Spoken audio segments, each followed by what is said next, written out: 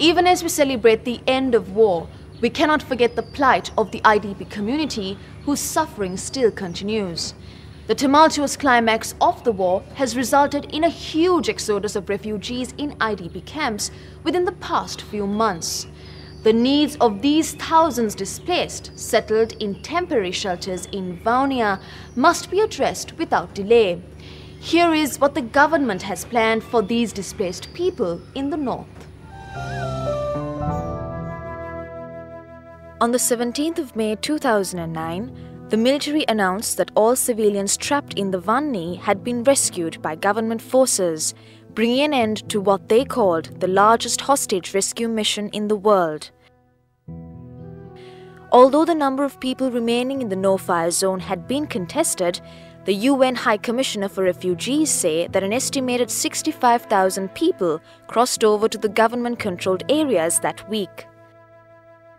This latest massive influx of people brought the total number of civilians who have fled the fighting to 265,000. This naturally puts greater strain on the effort of the government and other agencies to address the needs of these people. At a press briefing in Colombo, the Minister of Human Rights and Disaster Management, Mahinda Rajapaksa, highlighted the government's plans to rehabilitate and resettle the IDPs. Now, the policy of the government is to resettle all of these IDPs in their homes, in their villages, as soon as possible, without taking any shortcuts and compromising on their security and well-being, in order that the resettlement itself can be assured to be sustainable. There are certain things, certain steps that have to be taken in the process of assuring that the resettlement can take place. As you would no doubt understand, the LTTE has been mining these villages, the roads, even agricultural land. They have not been keeping any records of the mines that have been laid. So the demining has to be done immediately so that the environs can be made more secure and infrastructure development has to take place.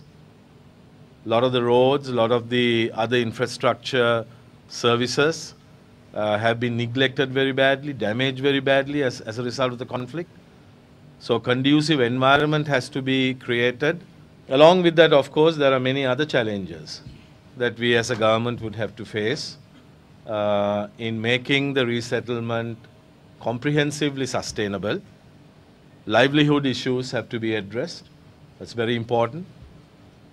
There are ex-combatants who have surrendered through the courts, who are now in rehabilitation centers. Others would be put into rehabilitation centers.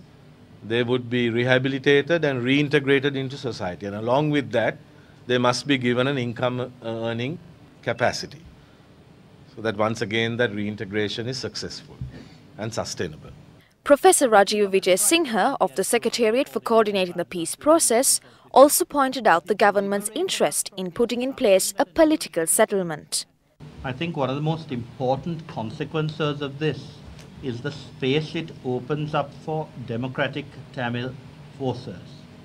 You know, one of the most important things, I think, when the government abrogated the peace accord or the ceasefire agreement in 2008, that didn't come as a surprise. The LTTE had broken the accord anyway and fired at us. We were going back in self-defense. But it liberated us from the assumption that a negotiated solution had to be only with the LTTE. That was the LTTE position. We were able to move with the other Tamil political parties. Lots of them have come out now, and I wish people would address them seriously. We also hope now that the TNA, whom the President has consistently invited for discussions, but which has stayed away, we have understood this. They were frightened, obviously, of meeting the fate of some earlier people who spoke to the government. But we hope they too will come into an inclusive discussion.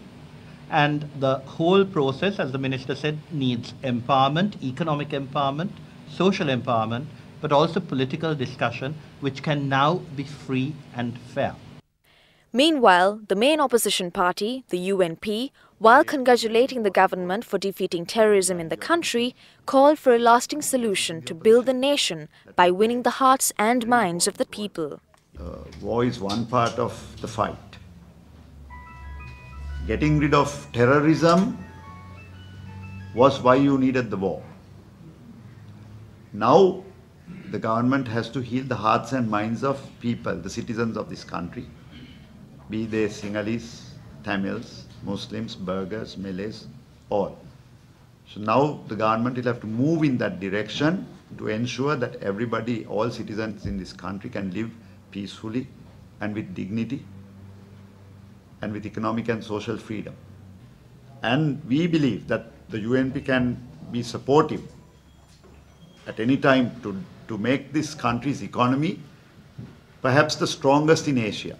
It's not a dream, but it can be made a reality because this country has all the resources. The war was the biggest issue. Despite government forces winning the battle against the LTTE, the battle to meet the needs of the thousands displaced is not yet over. Relief agencies are concerned as stocks of basic essential items at camps in the Vanni are running low. UN agencies have called on the government to improve conditions in the 42 existing sites hosting the IDPs and ensure adequate care and maintenance for these civilians. There is also a need to allocate more land for the construction of emergency shelter, water and sanitation facilities, as well as to provide public buildings in Vaunia, Jaffna, Mana and Kilinochchi in order to accommodate the latest IDPs. Clearly, the road ahead is long if Sri Lanka is to rebuild herself into the peaceful, united country that she aspires to be. We take a look at an initiative that is seen as a step in that very direction right after this break.